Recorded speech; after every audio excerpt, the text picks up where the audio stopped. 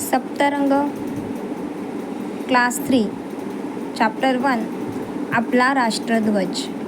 प्राणाहूनही प्रिय असे हा आम्हा तिरंगी झेंडा. म्हणजे तिरंगी झेंडा म्हणजे आपल्या भारताचा असणारा ध्वज, ज्याच्यामध्ये किती रंग असतात? 3 रंग असतात. त्याच्यामुळे आपण आपल्या झेंड्याला तिरंगी असे म्हणतो. आणि तो कसा आहे तर आपल्याला आपल्या प्राणांपेक्षाही प्रिय आहे.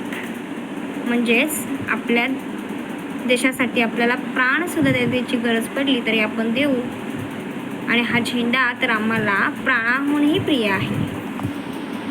या झेंड्यामध्ये 3 रंग असतात म्हणून त्याला आपण तिरंगी म्हणतो. आणि या कवितेमध्ये आपण या 3 रंगांचे अर्थ शोधून घेणार आहोत. म्हणून कवितेची पुढची ओळ अशी आहे, 3 रंगांचे अर्थ शोधून पाटीवरती मांडा.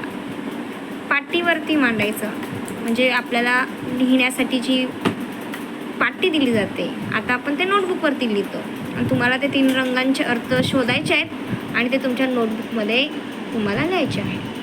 आता आपण पहिलं बघूया की त्याग, शौर्य आणि क्रांतीचा पाठ केशरी सदा द्यायचा. तुम्ही बघितलं असेल मुलांनो, तिरंग्यामध्ये जो वरचा रंग असतो तो रंग असतो केशरी. आता हा केशरी रंग का निवडलाय बरं? तर तो आपल्याला काय सांगतो? धाडस करायला, त्याग करायला आणि एक क्रांती घडवून आणायची. आपल्याला एक छान अशी शक्ती दाखवून प्रगती करायची आहे. म्हणून आपल्याला केशरी रंग कोणता पाठ देतो? तर त्याग आणि शौर्याचा. रंग पांढरा मध्ये झळकता, म्हणे मनातून हवी शांतता. आता आपल्या झेंड्यामध्ये जो पांढरा रंग आपण निवडला आहे तो आपलं शांततेचं प्रतीक आहे. म्हणजे पांढरा रंग सांगतो की आपण मनातून कसं असलं पाहिजे? शांत असलं पाहिजे. आता तुम्ही झेंड्यामध्ये आपल्या म्हणजेच आपण त्याला जो तिरंगा म्हणतो त्यात जो शेवटचा रंग आहे खालचा तो आहे हिरवा. मग हा हिरवा रंग का निवडला आहे? तर त्याला एक आशा आहे हिरव्या रंगाला. कोणती आशा आहे? तर समृद्धीने नटवा देश. आता आपला देश जो आहे त्याला हिरवागार का म्हणतं? तर आपल्याकडे निसर्ग भरपूर आहे, आपल्याकडे शेती हा प्राथमिक व्यवसाय आहे आणि आपल्याला काय करायचे आहे? त्याच्यामध्ये समृद्धी करायची आहे, म्हणजे प्रगती करायची आहे. आता पुढे आहे, प्रगती नाही गती वाचुनी, जाणून घ्यावे चक्रामधून. तिरंग्यामध्ये तुम्ही पाहिलं असेल पांढरा रंग जिथे दिलेला असतो तिथे एक चक्र आहे निळ्या रंगाचे. हे चक्र काय सांगते? तर थांबू नका, सतत गतिमान राहा. कारण जर गती नसेल आपल्या कामाला, आपल्या कार्याला, तर तुमची प्रगती होणार नाही. आता हे असे 3 रंगाचे अर्थ तुम्हाला समजले असतील. चला बघू आता तुम्ही त्या पाटीवरती मांडा. म्हणजेच तुमच्या नोटबुकमध्ये ह्या 3 रंगांचे अर्थ आता लिहायला घ्या बघ. कारण हा तिरंगी जो झेंडा आहे तो आहे आपल्याला प्राणाहूनही प्रिय असे.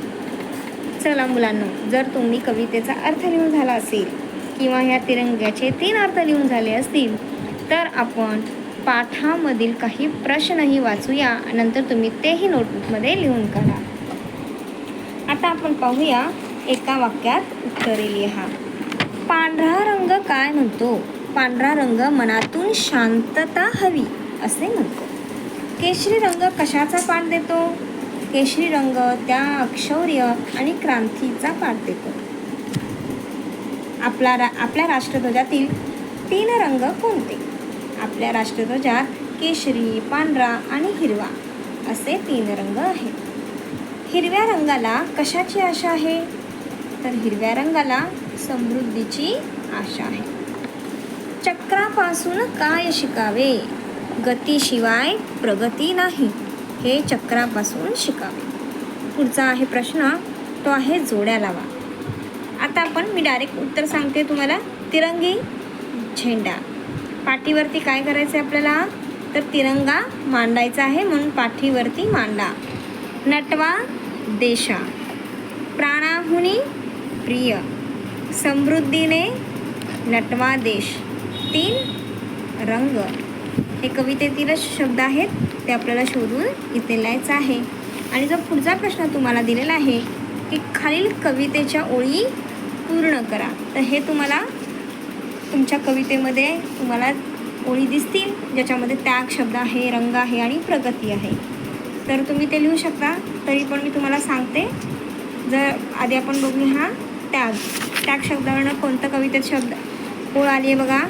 त्याग शौर्य आणि क्रांतीचा पाठ केशरी सदा द्यायचा.